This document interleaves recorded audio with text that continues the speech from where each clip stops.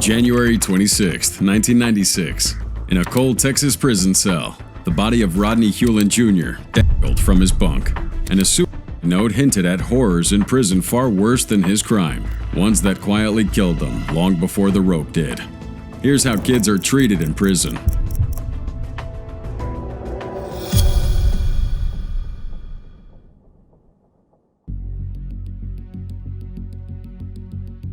The Yamatji boy was found unresponsive after self-harming in his cell on a wing at a maximum security prison for adults. October 12th, 2023.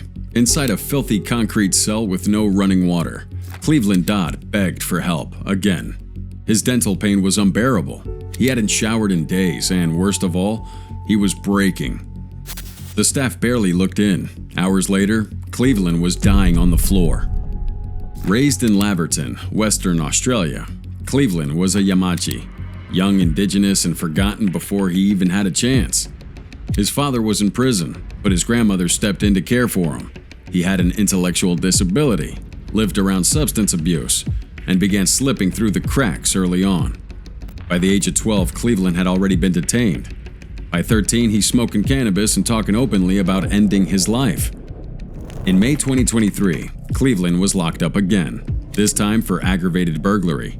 But instead of going to a youth center, he's sent to Unit 18, a so-called youth wing tucked inside Perth's adult max security Casuarina prison. That wing was basically solitary confinement behind a reinforced steel door. He spent more than 22 hours a day alone in a broken cell with no water, no functioning toilet, and just 3 minutes of daily recreation. 74 of his 86 days were like that. He would even make 8 self-harm threats and asked for help over and over again. And still, nothing changed. Then came October 12th. Cleveland asked for medical attention. Again, staff ignore him. And that night, he covers his CCTV camera and fatally harms himself. It takes 16 minutes for anyone to find him, and another 3 minutes to call for help. But when paramedics arrived, they were locked out for 9 more minutes. Just a boy, and the system lets him die gasping for air. So Cleveland passed away in a hospital on October 19th, 2023, the first juvie to die in custody in Western Australia. His mother, Nadine Dodd, called Unit 18 a hellhole, and she was right. The place is a disgrace, understaffed, crumbling, and soaked in trauma. Even staff describe it as a war zone. A coronial inquest began in April 2024 and is still ongoing as of July 2025. It's exposing everything from the missed welfare checks to the ignored warnings, and then to the policies that made death a matter of time. Cleveland's death wasn't just a tragedy, it was state-sanctioned neglect. And now the question isn't just how this happened, but why it was even allowed to happen at all.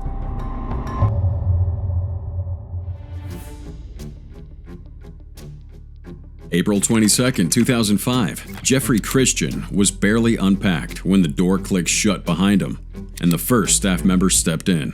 What followed inside that Illinois juvenile facility wasn't correction nor rehab, but routine organized abuse. Now he thought he was there to get help, maybe turn his life around. Instead, just days after arriving at this juvie center in southern Illinois, the nightmare began. One staff member would assault him, then another, and then another. Christian finds himself caught in a system where people that are meant to protect him are the ones causing the most harm. There were no cameras, no one watching, and no one stepping in.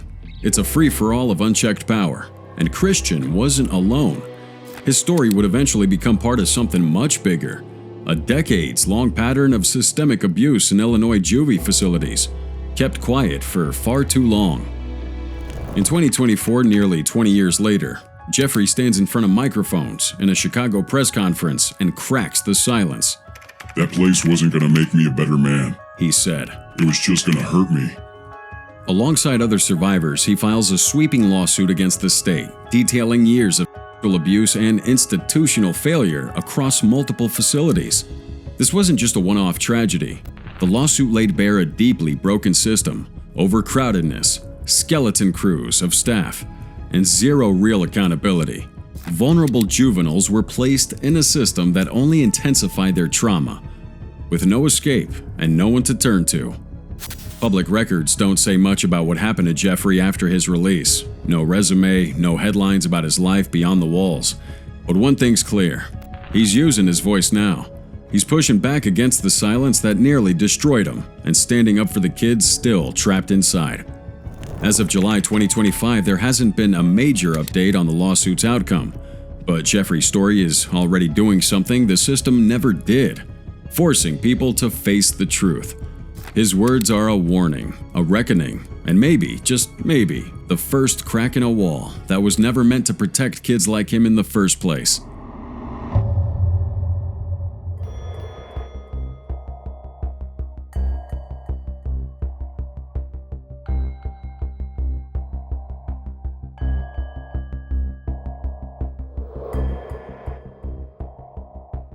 May 15, 2010, Kalief Browder was walking home from a party in the Bronx when the police stopped him. The accusation? Stealing a backpack with no evidence and no witnesses. Just a word was enough to ruin his life. He was just 16, black, broke, and stuck in a system that treats poverty like guilt. Because his family couldn't afford the $3,000 bail, Kalief went straight to Rikers Island, one of the most violent jails in America. And he wouldn't even step outside as a free man. Not for the next 3 years. No trial and no conviction. Just waiting. Prosecution delayed the court dates more than 30 times. They even offered plea deals, but Kalief said no over and over. I didn't do it, he told them. I'm not pleading guilty to something I didn't do. And that integrity cost him everything. So while trapped inside Rikers, Kalief lived through hell. He spent nearly 800 days in solitary confinement, with 23 hours a day in his cell the size of a bathroom. He was beaten by the guards, jumped by the inmates, starved, denied medical care, and denied any kind of peace. Surveillance footage would later show some of the assaults, but there was no one coming to save him. At some point, Kalief tried ending his life like 6 times behind bars, once with a bedsheet, another by chewing through his own vein. Still, they kept him locked up, and still, they called it justice. Finally, on June 5, 2013, his case was dismissed. With no trial and no apology, just, "You're free to go." But that freedom didn't undo the damage. You know, Kalief earned his GED, enrolled at Bronx Community College, and got a 3.5 GPA. But the scars were way deeper than the grades could heal. He became paranoid, depressed, trapped in a trauma Rikers carved right into his mind. After 3 psych hospitalizations, on June 6, 2015, he takes his own life, hanging himself with an air conditioner cord at home. He was just 22. Kalief's death shook the nation. His story, told in the Kalief Browder story produced by Jay-Z, pushed New York to ban solitary for minors, and helped spark the national conversation about cash bail, youth incarceration, and the evil of pretrial punishment. He never stole that backpack, but you know, the system stole everything from him.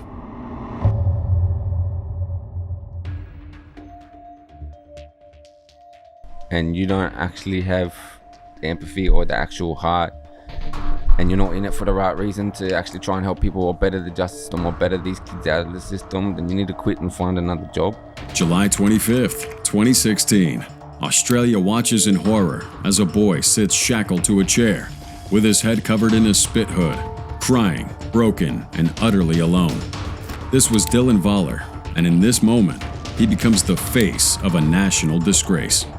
But that image was just the tip of the iceberg.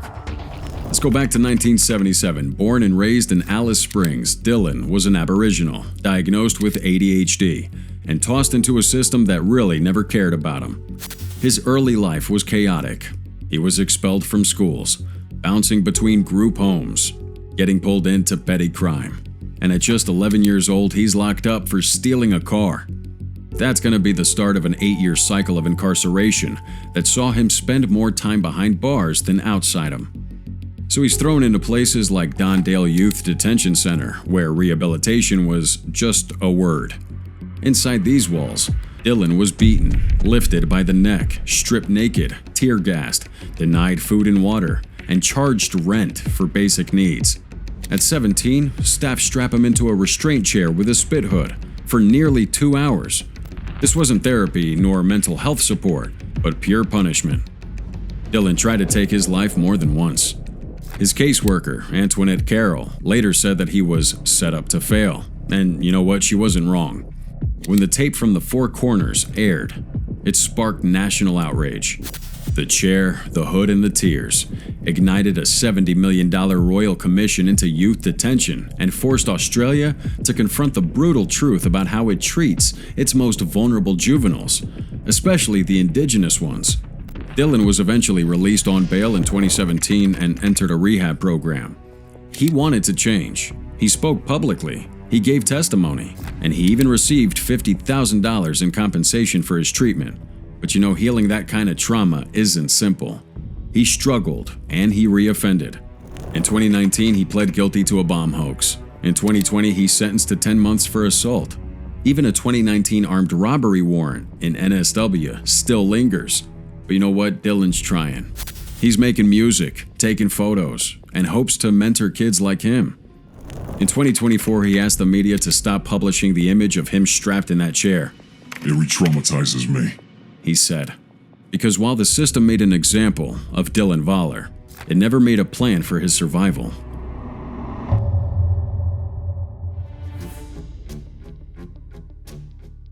In October 2022, Abigail hadn't seen the sun in days. The lights in her Texas detention cell buzzed nonstop, but it was the silence that haunted her. No voices, no comfort, just cold air, a locked door, and her thoughts. 8 days of isolation. No one called it punishment out loud, but that's exactly what it was. Abigail, her real name hidden for protection, was one of hundreds of kids locked up inside the Texas Juvie Justice Department. Now, she wasn't a murderer nor a monster, and like many others in this system, she was likely in there for something like theft or assault. Something impulsive, something messy, something teenage, right? But what followed was brutal. In 2024, the U.S. Justice Department finally confirmed what advocates had been screaming for years. Texas youth prisons were abusive. Facilities in Evans, Gainesville, Giddings, McLennan, and Ron Jackson weren't correctional. They were chaotic. And Abigail, one of many, was caught up in that web of chaos. According to federal investigators, guards used pepper spray like it was hand sanitizer, casually, excessively, and even on kids in handcuffs. Kids with mental illnesses, like Abigail may have had, weren't protected. They were isolated, restrained, and ignored. About 65% of the kids locked up had serious mental health conditions, and about 80% of them were Black or Latino. Coincidence? Maybe a pipeline. Abigail's rights under the Constitution were violated, her 8th and 14th Amendment protections shredded. If she had a disability, which many in TJJD did, she was likely denied proper education and therapy too. You know, at one facility, nearly half of the kids couldn't read past a 3rd grade level. They weren't being helped. They were being warehoused. After her 8-day stint in solitary confinement, Abigail's moved to a halfway house. Maybe safer, maybe not. We don't know for sure where she is now. Her case is anonymized, buried in government reports and secret court records. But her story, and hundreds like it, helped trigger something bigger. We go to August 1st, 2024. The Justice Department makes this public. The Texas system was in violation of federal law. That wasn't just bad, it was dangerous. Advocates like Brett Murfish are pushing for major reforms. More than lawsuits, they want change. Abigail's silence speaks volumes. What happened to her is a warning. No child should ever be broken by the very system that claims to protect them.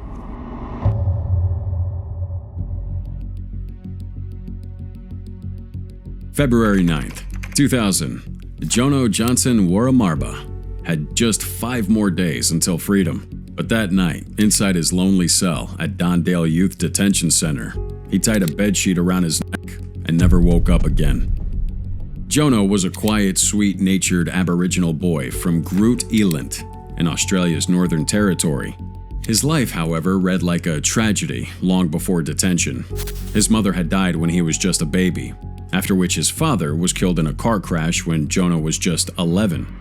And with his grandmother gravely ill in Darwin, He was left to drift with no one stable enough to care for him, and nothing steady to hold on to. He lived in deep poverty, moving through an indigenous community where simply surviving was a daily challenge. All he wanted to do was go to school, but in January 2000, Johnno made a mistake, a childish one. He broke into Ngurugu School and stole some pens, pencils, liquid paper, oil, and paint. The total value? We're talking less than $90. But under the Northern Territory's harsh mandatory sentencing laws, that petty theft landed him a 28-day prison sentence. So he's sent to Dondale, a place infamous for its harshness. There, the staff weren't trained to support vulnerable kids. There was no trauma-informed care, no kindness, and no rehabilitation, just discipline, punishment, and silence. So one night, Johnno kinda refuses to wash the dishes, and an officer ordered him back to his cell. Minutes later, he's found hanging.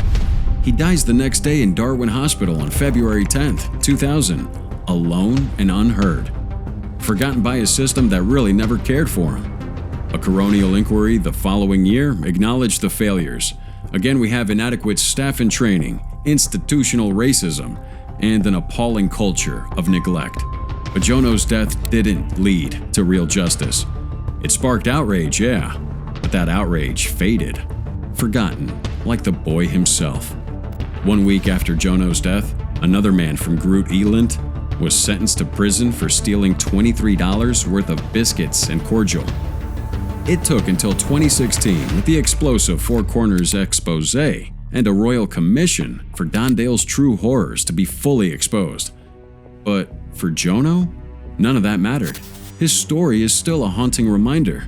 In a system that criminalizes poverty and punishes race, even a stolen pencil can cost a child his life.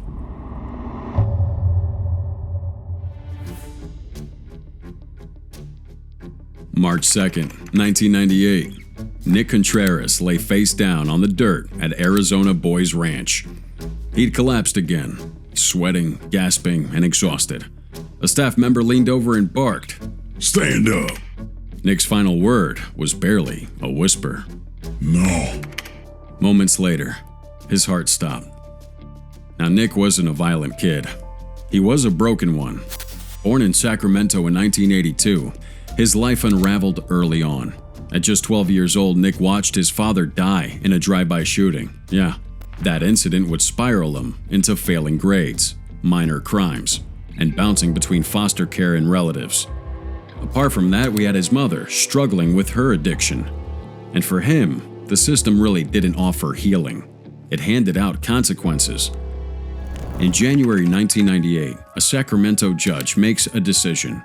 Nick would be sent to Arizona Boys Ranch, a militarized juvenile facility billed as a last chance before state prison. So he gets there on January 8th, already struggling with asthma. But no one here cares about that. And by February, Nick is clearly sick.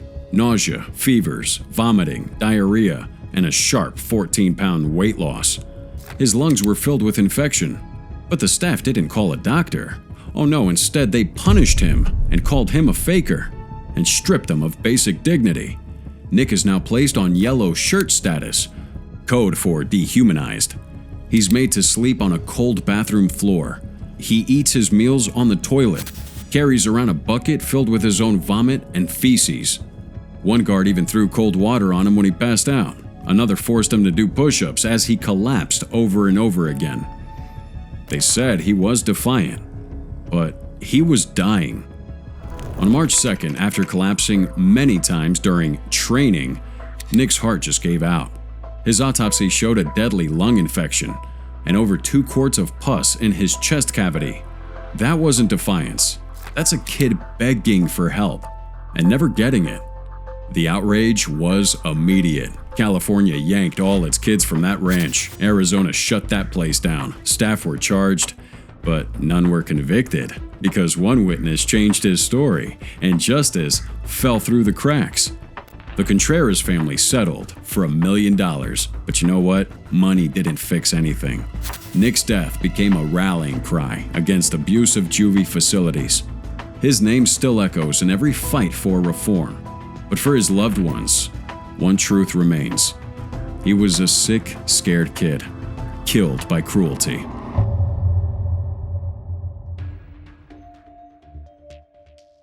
Powerful story of transformation and second chances. We first told you about Missouri prison inmate Bobby Bostic back in 2019.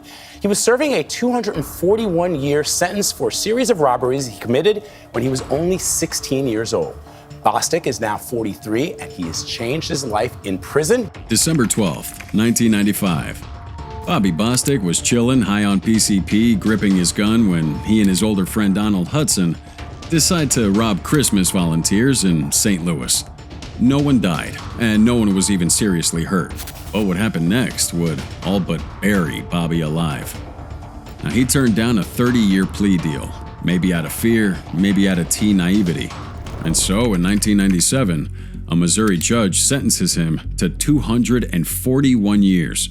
Not for murder and not for terrorism, but for armed robbery, carjacking, and kidnapping. He wouldn't even be eligible for parole until the year 2206. The judge, Evelyn Baker, tells him, "You made your bed. You're gonna die in it." And for decades, that looked like the truth. So we can imagine inside prison, Bobby was spiraling. With solitary confinement, gang violence, and the hopeless weight of a lifetime sentence, he nearly broke down. But slowly, something shifted. He gets his GED, takes college courses, and studies psychology and criminal justice. He even grew tomatoes in the prison yard and started to write 13 books in total: poetry, memoirs, reflection on youth, guilt, and transformation. His prison cell became a sanctuary of growth, even as the walls stayed the same. Meanwhile, the world outside began to shift as well. Judge Baker, the same woman who sentenced him, learned about adolescent brain science and realized the cruelty of what she'd done. And she becomes his biggest advocate now, publicly calling for his release and admitting, "I was wrong." And then in 2021, Missouri passes a new law, inspired in part by Bobby's story, that allows juvenile offenders a shot at parole after 15 years. On November 9th, 2022, after 27 years behind bars, Bobby Bostic walks out of prison. For him, the world had changed a bit with iPhones, self-checkouts, and streaming. It overwhelmed him, but not as much as the kindness, the quiet, and the hugs. He visited his mother's grave, learned how to drive, and now he's mentoring at-risk teenagers, leading writing workshops in detention centers, and even continues to write, with his next book being in the works. Our man Bobby Bostic didn't just survive a life sentence, he rewrote it. His case helped reshape Missouri law, but more importantly, it asks a hard question. How many other kids are we still throwing away like this?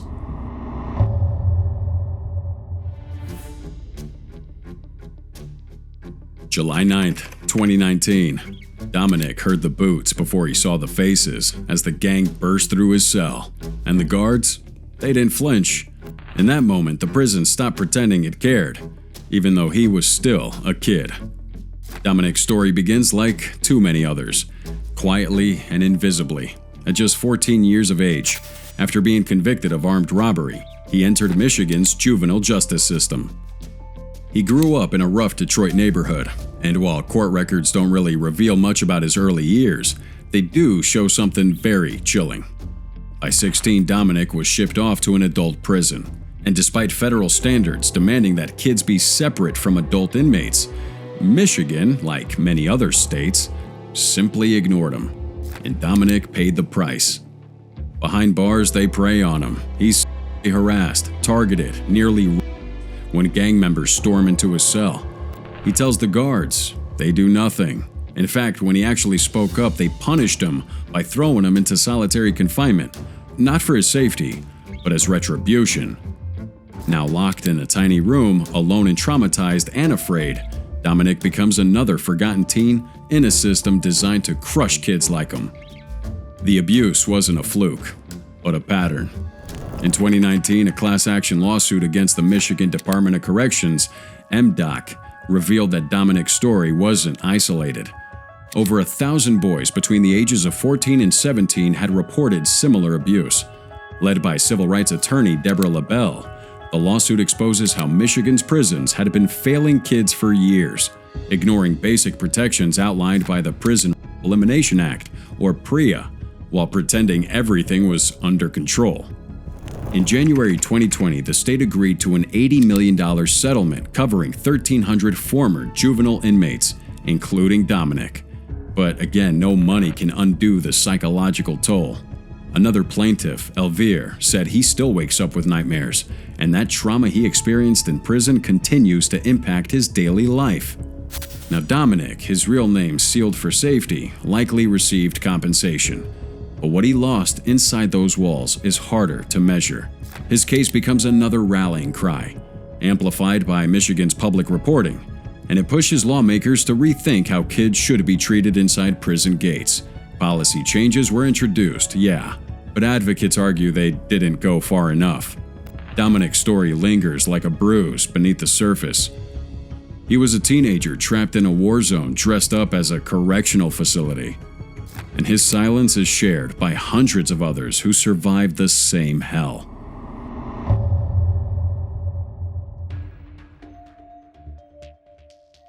Welcome to September 17th, 2007. 4 people are gunned down in a Detroit drug house. The next night, police spot a boy wandering near the scene, which was near his home. We got Devontae Sanford, legally blind in one eye, struggling in school, and already carrying a type of trauma that most adults will never have. Now, he wasn't a gang member, nor was he armed. But guess what? Within 48 hours, Devontae was being interrogated with no parent, no lawyer, and really no clue what was about to happen. Oh, Detroit detectives grilled him until he broke. They lied and said his shoes had blood on them. They pushed him, a child with learning disabilities, into a false confession. One riddled with errors. Wrong caliber, wrong timeline, wrong details, but it didn't matter. The system had what it wanted, a name and a conviction. So Devontae takes a plea mid-trial, on the terrible advice of a defense attorney who barely defended him. In 2008, he's sentenced to 37 to 90 years for 4 murders he didn't commit.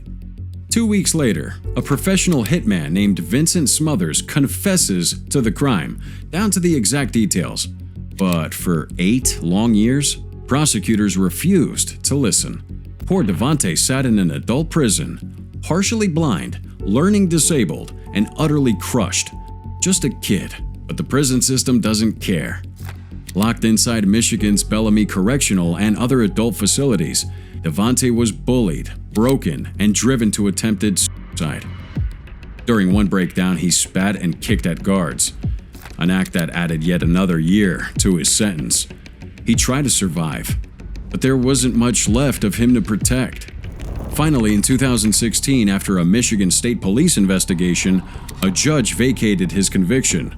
Devontae, now 23, walked out free, but broken. Oh, they didn't apologize. Just silence. They gave him $408,000 in compensation, but that doesn't begin to cover what they took from him. Now, Devontae didn't disappear. This man started Innocent Dreams, a nonprofit for Detroit youth, helping kids get their GEDs, find jobs, and avoid the same system that nearly swallowed them. He's spoken on national stages, even with Justice Sonia Sotomayor. In 2019, he filed a lawsuit against Detroit police for coercion and fabricated evidence, and rightly so. But guess what? The officers who interrogated him are still working. Yeah. Devontae's story is a case study in everything that's broken. A juvie justice system, police interrogation practices, and prosecutorial arrogance. But you know what? He turned his pain into purpose, respect, and that, more than any courtroom win, is what justice should really look like.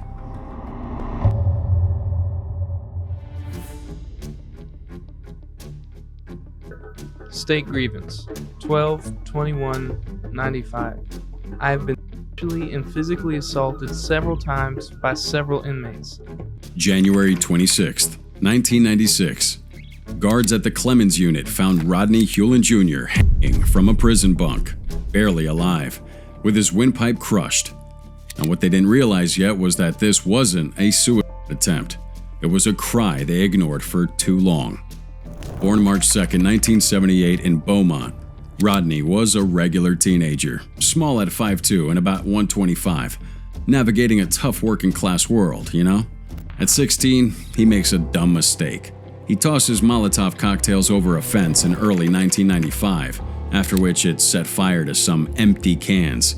No one got hurt, but the mid-90s tough-on-crime vibe didn't care. Texas saw this scrawny kid, as an adult, slapped him with 2 second-degree arson charges, and gave him a choice: boot camp or 8 years in prison with parole after 2 years. Rodney, just a month shy of 17, picked prison, thinking it'd be manageable. But that was a big mistake. First, he did 6 months in Randall County Jail, and then 3 at the Middleton unit with no drama there. But in November 1995, they sent him to the Clements unit in Brazoria County, a hardcore adult prison. Picture this: a slight teenager thrown into the lion's den, and within days, Rodney's by inmates his age. A prison doctor confirmed 2 rectal tears on November 17th, and with HIV rampant amongst its inmates, they tested him. Thankfully, it was negative. Oh, he begged for protective custody. The warden shrugged it off, saying it wasn't emergent. Over the next 75 days, it would get worse. Relentless rapes, beatings, forced oral, and extortion. But even with all of that, the guards turned a blind eye. Rodney even slipped a side note to another inmate, but a guard would crumble that and toss it away. By January 26, 1996, he couldn't take it anymore. In his cell, Rodney looped a bedsheet around his and brushing his windpipe. They find him, revive him, but he's in a coma. Shuffled between hospitals in Brazoria, Galveston, and then Ellis unit after turning 18, he clung to life. His family wins a medical parole for a nursing home. But on May 9, 1996, Rodney died at 18. His death lights a fire. His parents sue the Texas prison system in 1998, settling for an undisclosed sum, exposing a broken system yet again. Rodney's mom, Linda, becomes a fierce advocate, pushing for the 2003 Prison Elimination Act to stop this nightmare for others. His story hit the screens in a 2001 documentary, No Escape: Prison, shining a light on the horrors kids face in adult prisons. You know, Rodney's tragedy keeps fueling the fight to keep juveniles out of these hellholes. A legacy of pain and a hope for change.